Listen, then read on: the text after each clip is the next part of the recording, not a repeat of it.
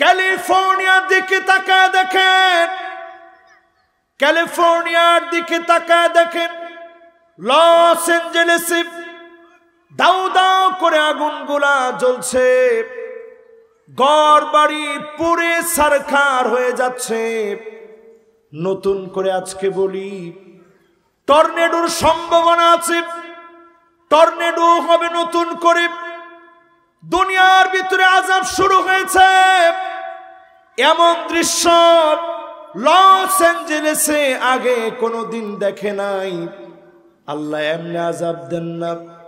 এমন কিছু অন্যায় আছে যে অন্যায়গুলোর পরে আযাব আসে।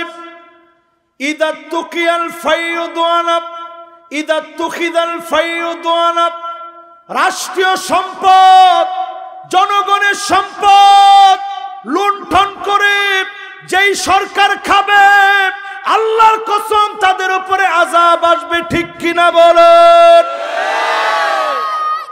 আসছেনি? জোরে বলেন, আসছে? আযাব কি আসছে? 16টা বছর যারা খাইলো, কেমন খাওয়া খেলো, লাস্টে 40 মিনিট সময় পেয়েছে, যদ্দূর যা আছে সব নিয়ে গেছে। খাবার গুলা খেয়ে যেতে পারে নাই, হাঁস মুরগি গুলাও নিতে পারে নাই। আরে কথা কয় না? প্রমাণিত হয়ে গেল আল্লাহ শাস্তি এমনি দেন নাই। জালেমেরা যখন জুলুম করবে, অত্যাচার চালাবে, সম্পদ লুণ্ঠন করবে, এমন জালেমদেরকে যিনি পাকড়াও করবেন তিনি কে? এটা 1 নম্বরে বসা। কয় নাম্বার? তাহলে 1 নাম্বার শাস্তি আসে কেন? জনগণরে ঠকাইলে শাস্তি আসে। তোমার ঠিক তো কইছে একজনে, সবাই কম। জনগণরে ঠকাইলে কি আসে?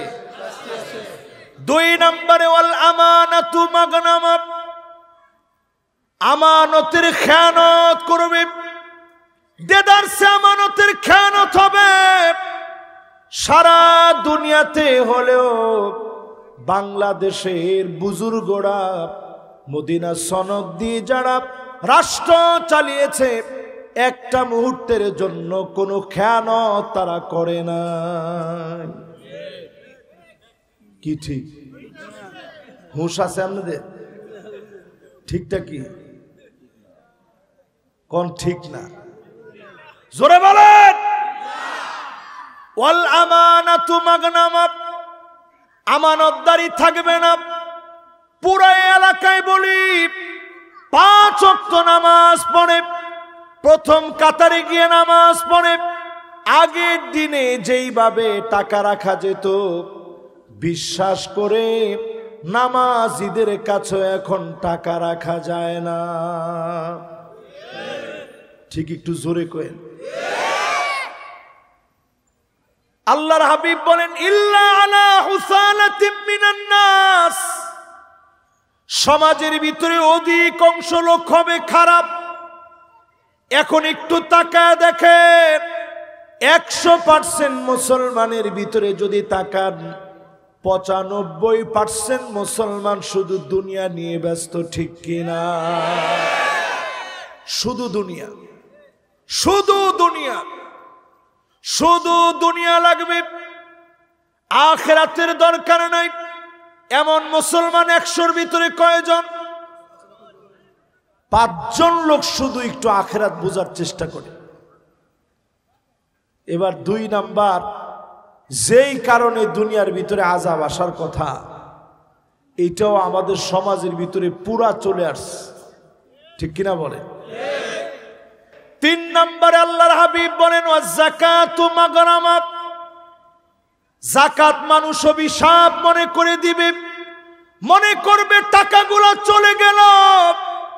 অনেকে আবার দানবী সাজবে, যাকাতের লুঙ্গি, যাকাতের শাড়ি খুঁজে যাকাত দিবে। এমন লোক সারা বাংলাদেশে থাকলেও ওই এলাকায় নাই। তাহলে এবার চিন্তা করেন, আযাব কিন্তু এমনি আসে না। আযাব বিভিন্ন কারণে আল্লাহ দেন, ঠিক নেই? 3 নাম্বার কারণটাও সমাজের ভিতরে এখন আসেনি। 4 নাম্বারে আতাআর রাজুলু ইমরাতাহু, স্ত্রীর কথায় স্বামী উঠবে আর বসবে। যে বিয়ে করছে না হ্যাঁ কইছি ঠিক, ব্যাককলের ব্যাককল দেখছেন? হ্যাঁ বিয়েই করে না হ্যাঁ কই ঠিক। আর যারা বিবাহিত তারা মাথা নিচের দিকে দিয়ে বইরিস, কয় যে হুজুর এই দিকের কথা আর কইেন না, কিছু যা কইছেন কইছেন, এটার দিকে আর যায় না। আচ্ছা বলেন তো, আবার একজনে কয় ঠিক বলে। এবার আর কপাল যে কি আছে আল্লাহ জানে। এবার একটু আপনারা সবাই মিলে বলেন তো দেখি, মহিলা মানুষের চিন্তা করবে যে হুজুর এতক্ষণ তো ঠিক ছিলেন, হঠাৎ করে এইদিকে গেলেন কি লেগে? আর আমার বোনরা যারা আছে হেরা যে কি কইবে আল্লাহ জানে। এবার একটু মিলান, আতাআর রাজুলু ইমরাতাহু, স্ত্রীর কথায় উঠবে বসবে। এমন স্বামী এখন আছে না নাই? কি কন আছে? শতকরা কয়জন? একজনে কইছি 100-তে 100 হুজুর। তাহলে 100-তে 100 যদি একটা হয়, এটার জন্য শাস্তি আসা যথেষ্ট, ঠিক কিনা কন? এরপরে নবীজি বলেন আক্কা উম্মাহু, মাকে কষ্ট দিবে, স্ত্রীকে খুশি করতে গিয়ে মাকে ধমক দিয়ে কথা বলবে। এখন আমাদের সমাজের ভিতরে প্রতিনিয়ত মায়ের সঙ্গে দুর্ব্যবহার, স্ত্রীর খবর নেই প্রতিনিয়ত, 1 মাসেও মায়ের খবর নেয় না, এমন সন্তান সমাজের ভিতরে এখন আছে না নাই? এরপরে নবীজি বলেন ওয়া তুউল্লিমাল ইলমু লিগাইরিদ দ্বীন, আলেম হবে, ইলম শিখবে, দ্বীন শিখবে, শুধুমাত্র মানুষ আলেম বলবে এই জন্য আলেম হবে, বক্তা বলবে জন্য আলেম হবে, খতিব বলবে জন্য আলেম হবে, এই জন্য আমাকে আলেম বানাবে, আমার সন্তান অনেক টাকা কামাবে, এই রকম আলেমদেরকে মাথা নিচের দিকে দিয়ে পা উপরের দিকে দিয়ে যিনি লটকায় ফেলবেন তিনি কে? বিশ্বাস করেন, হাদিসের এই অংশটা বলতে গেলে আমার কলিজার ভিতরে একটা কাঁপন ধরে যায়। আপনারা যে সম্মান দিয়ে আমাদেরকে বসান, এই সম্মানের সামান্যতম যোগ্যতা আমার নেই। কার আছে আমি জানি না, আমি নিজে বলতে পারি একদিনের যে সম্মান মাহফিলে আপনারা দিয়ে থাকেন, কোনটা রেখে কোনটা খাওয়াবেন, সবচেয়ে ভালো খাবারটা আমাদেরকে আপনারা খাওয়ান, স্লোগান দিয়ে আদর করে আনেন, হুজুরের হাতটা পারলে ধোয়া দেন, হুজুরের কথা শোনার জন্য তাকায় থাকেন। এরপরেও যদি আমি আলেম ন্যূনতম দায়িত্ব পালন না করি, এমন আলেমের কারণে সমাজের ভিতরে যিনি শাস্তি দিবেন তিনি কে? এবার একটু আমি আপনাদেরকে প্রশ্ন করি, এরকম আলেমও তো আছে, মুর্শিদ আমার হুজুর ঈশা আসেনি? হায়রে হায়রে হ্যাঁ, এরকম আলেম আছে, মারহাবা মারহাবা মারহাবা, আর শ্রোতারা আল্লাহর নাম বাদ দিয়া ইটলো ইটলো হুজুরের মাথাটার মধ্যে মারে। না না, নাম ডাক করেন, এরকম আসেনি? এইরকম হুজুর আছে, ভান্ডারি তোর রূপ দেখিয়া চন্দ্র সূর্য লজ্জা পায়, আরে খোদ খোদা মানুষ যে এসেছে যে এই ধরা। এরপরে আবার টুনটুনা টুন, এবার আমরা একটু চিন্তা করেন মুসলমান, এদেরকে যদি আপনারা আলেম মনে করেন, সমাজের ভিতরে শাস্তি আসার জন্য যথেষ্ট, ঠিক নেই? কয় নাম্বার? সবাই বলেন 6 নম্বরে আমার ভাইরা মুখস্থ আসেনি আপনি গো, একটা দুইটা মুখস্থ করে বাইক নিতে পারলো আজকে কাজ হইল। 1.5 ঘন্টা 1 ঘন্টা ওয়াজ শুনলেন, কিছু নিলেন না, যাওয়ার সময় জিগাইল কি শুনছস? কি শুনছি এটা জানি না, শুনছি কিছু, কিন্তু কি যে শুনছি এটা জানি না, এরকম ওয়াজ যেন না হয়। তাহলে এবার কয় নাম্বার? 6 নম্বরে আমার ভাইরা আদনা সদিকহু, বন্ধু বড় আপন হবে। এখনকার সমাজে দেখবেন ছোট ছোট 11 বছরের কিশোর গ্যাং বন্ধুদের পাল্লায় পড়ে প্রথম সিগারেট টানে। আমি সিগারেটটা কখনো বলি না, আজকে কেমনে জানি বলে ফেলছি। আমি বলি ধোঁয়াযুক্ত ললিপপ। বাচ্চারা ললিপপটা যেরকম পছন্দ করে খায়, এরা দেখবেন এর চাইতে পছন্দ করে। মাত্র কোন রকমের মোষটা উঠতেছে ভাব, যৌবনে এখনো পদার্পণ পুরাপুরি করে নেই, বন্ধুর পাল্লায় পরে সর্বপ্রথম সিগারেটটা ধরে। এরকম যুবক আছে না নাই? এখন সব যুবকের কাছে এরকম একটা মোবাইল আছে। এই কোম্পানি না থাকলেও অন্যান্য স্মার্টফোন তো অনেক কোম্পানি আছে না? এই স্মার্টফোন গুলার ভিতরে সবাই ফ্রি ফায়ার আর পাবজি গ্রুপ করে খেলে। মার 60 জন মিলে একসাথে গ্রুপ করে মার। কোন দিকে? ডান দিকে অ্যাটাক কর। এরপরে কোন দিকে? বাম দিকে অ্যাটাক কর। ইয়ার মুখের যুদ্ধে মুসলমানের সৈন্য সংখ্যা ছিল 36,000। কত হাজার? খালিদ বিন ওয়ালিদ যুদ্ধ করতে চাইলেন, মুসলমান আগে যুদ্ধ করে না। সুন্দর একটা চিঠি লিখছে, আসলিম তাসলাম, ইসলাম গ্রহণ করো শান্তি পাবা। দাওয়াত দিয়েছে রোমক সম্রাটকে। তাদের সৈন্যবাহিনী ছিল 4,40,000। আওয়াজ করে বলেন কত হাজার?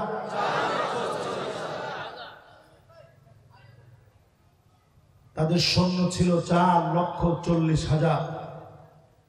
আমরা ছিলাম, তারা ছিল বেশি। কত? লিল্লাহ তাকবীর। আপনারা ওই কি ডরাইতেন কোন? ভারতে এখন আমরা যেরকম ডরাই, 11 গুণ বেশি আমাদের চাইতে। মুসলমান যখন চিঠি লিখে দিছে আসলিম তাসলাম, ইসলাম গ্রহণ করো শান্তি পাবে, রোমক সম্রাটের পায়ের নিচে মাটি নেই। সে বুঝে ফেলেছে মুসলমান চিঠি লিখছে, তার মানে হলো আর সুযোগ পাবে না, অবশ্যই মুসলমান বিজয় অর্জন করবে। জোরে কোন আল্লাহু আকবার। চীনের কাছে ভিক্ষুকের মতো সাহায্য চেয়ে একটা চিঠি লিখছে, ভাই মুসলমান আসতেছে 36,000 খালিদ বিন ওয়ালিদের নেতৃত্বে, তুমি একটু মেহেরবানি করে কিছু সৈন্য আমাদেরকে পাঠাও। যখন রোমক সম্রাট এই চিঠি লিখছে, চীনের সম্রাট আরো ভয় লাগাই দিচ্ছে, যদিও সে মুসলমান না। সে চিঠি লিখছে, ইন্না কওমান লাউ আরাদু আন ইয়াখলাল জাবাল লাখালাউ, মুসলমান এমন এক জাতি, মুসলিমরা যদি বলে পাহাড় তুমি সরে যাও, পাহাড় জায়গা থেকে সরে যাবে। আল্লাহু আকবার। চীনের সম্রাট লিখে পাঠায় দিয়েছে, মুসলমান তো সেই জাতি, পাহাড়কে যদি বলে সর, পাহাড় জায়গা থেকে সরে যাবে। বলেন আল্লাহু আকবার। আজকে ভারত আমাদেরকে ভয় দেখায়। কোথাকার কোন সাংবাদিক আমাদের দিকে নেচে নেচে কথা বলে। পরিষ্কার এই মাহফিল থেকে আমরা বলি, মুসলমান হচ্ছে লোহার বুট, দাঁত দিয়ে চাবাইতে পারে এমন বিষাক্ত দাঁত পৃথিবীর ভিতরে নাই নাই নাই। ঠিক নেই? তাহলে আমরা সংখ্যায় ছিলাম কত? তারা কত? কত গুণ বেশি? 11 গুণ বেশি। কাফেরদের সঙ্গে মুসলমান গিয়েছে। মুসলমান জিহাদ করে, যুদ্ধ করে না। যুদ্ধ আর জিহাদের মধ্যে পার্থক্য হলো, যুদ্ধ যেই কেউ করতে পারে, জিহাদ মুসলমানরা করতে পারে। শহীদ হয়ে যাব, 200 জনকে মেরে মরবো। জোরে করে আল্লাহু আকবার। এই জন্য আমেরিকা আফগানিস্তানকে শেষ করতে পারে নাই, রাশিয়া শেষ করতে পারে নাই। পরিষ্কার আমরা বলে দিব, 56,000 বর্গ মাইলের বাংলাদেশ কারো রক্ত চক্ষুতে থেমে যাবে না, যাবে না, যাবে না।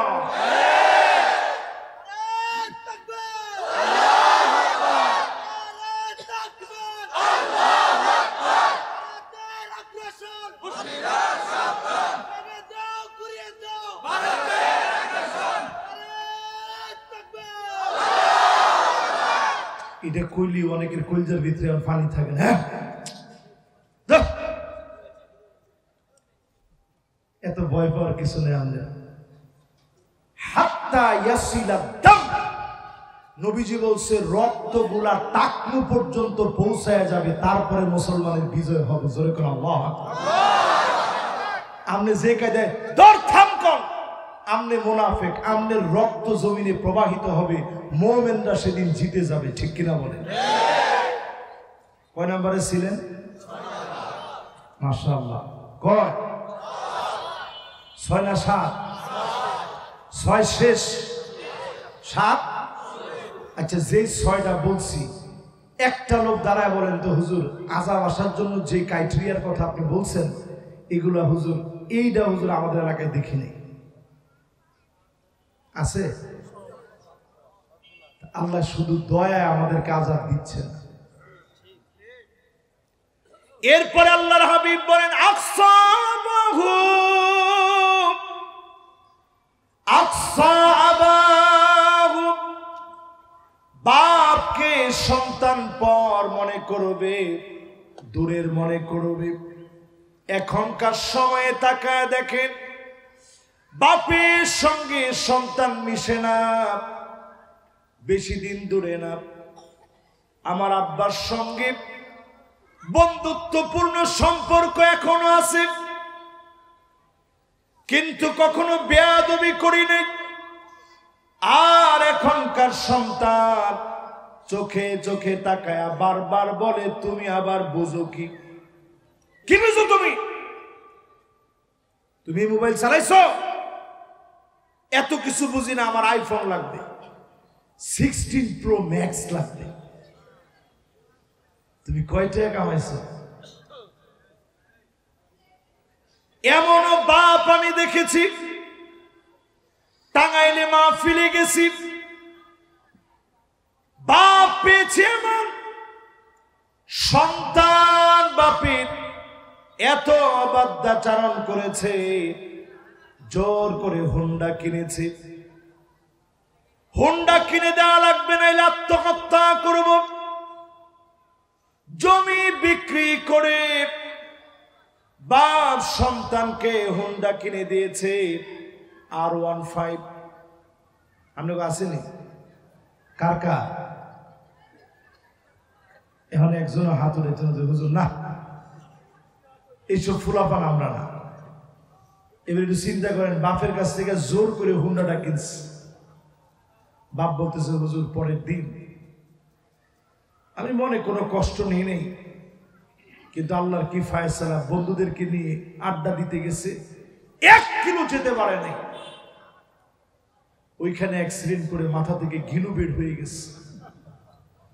হুজুর এই জায়গাটায় আসলেই সন্তানের কথা আমার মনে পড়ে যায়। একটাবার চিন্তা করেন, বাপের অবাধ্যাচরণ যখন করবেন, মায়ের সঙ্গে বেয়াদবি যখন করবেন, অন্য কিছু লাগবে না, বদদুয়া দেওয়া লাগবে না, কষ্ট পাওয়া লাগবে না। যিনি কষ্ট পাবেন কপাল পুরবে লিখে রাখেন কোনো না কোনো ক্ষতি হবে হবে, ঠিক কিনা বলে? এই যে আমার জীবনে এতটুকু মাহফিল করি, উনার শালার সাথে আমি পড়ছি, রিয়াদের সাথে আমি পড়াশোনা করছি। উনার শালা, শালা মানে ছোট ভাই। তাহলে আপনি একটু চিন্তা করেন, উনার শ্বশুর অনেক বড় বুজুর্গ মানুষ ছিল, মাওলানা আব্দুল লতিফ শাহ হুজুর। তো কথাগুলো এই জন্য বলতেছি, আমাদেরও একটা সময় গেছে, সেই সময় আর কিছু না থাকলেও মানুষের ভিতরে আদব ছিল অনেক। ওমা ঠিক তো কয় না? আরেকটু জোরে কোন। এখন মানুষের ভিতরে আদব নাই। এই যে মাহফিল করি প্রায় রাতে, আমি যখন বাড়ি ফিরে যাই, 5 তলায় আমি থাকি, আমি দেখি প্রায় সময় আমার আব্বা দরজা খুলে আমার জন্য দাঁড়ায় আছে। এই বয়সে আব্বা দাঁড়ায় থাকেন। আমি বলি, আব্বা আপনি কেন দাঁড়ায় আছেন? কয়েকবার ঘুম ভেঙেছে, ছেলে আমার কোন সময় আসবে। এই যে সন্তানের প্রতি মহব্বত, আপনি জীবনে কোনোদিন এই ঋণ শোধ করতে পারবেন না। আমার প্রায় সময় মনে পড়ে, মাঝে মাঝে যদি শাসন করে আব্বা যদি মারতেন, আব্বা মনে করতেন সন্তান ঘুমায় গেছে, মাথার ভিতরে হাত বুলায় দিতেন আর বলতেন, তোরা বড় কষ্টের সন্তান, কেন অন্যায় করলি, কেন মার খেলি? যেই মা বাপ এত আদর করে, সেই মা বাপকে যদি কষ্ট দেন, বুঝবেন যিনি আযাব গজব দিবেন তিনি কে। কয় নাম্বার গেছে? 8 নম্বরে। প্রত্যেক বছর আযাব আসে কয়বার? 1 বার অথবা 2 বার। কি কি শাস্তি আসে শুনে। ফালইয়ারতাকিবু ইনদা যালিকা রিহান হামরা, বাতাসের সঙ্গে আগুন আসবে, জ্বালিয়া পুড়িয়া সারখার হয়ে যাবে, জ্বলে পুড়ে সারখার হয়ে যাবে, উৎস খুঁজে পাওয়া যাবে না। লস অ্যাঞ্জেলেসে হলিউড দাউ দাউ করে জ্বলতেছে, উৎস খুঁজে পায় না। পরিষ্কার ভাবে বোঝা যায় সারা দুনিয়াকে যিনি তটস্থ করে ফেলেছেন তিনি কে। একটা দিয়ে আল্লাহ বুঝাই দিচ্ছে, খাদফান খাসফান ওয়া মাদখাব, খাসফান ওয়া মাসখাব। কাদফা চেহারা বিকৃত করবে, ছেলে মেয়ে হয়ে যাবে, মেয়ে ছেলে হয়ে যাবে। আমার দেশে অসংখ্য মেয়ে ছেলের মতো পোশাক পরতে এখন ভালোবাসে, ঠিক নেই? ফুলাফাইন টিকটক করার জন্য গিয়া বুড়ো প্লাগ করে।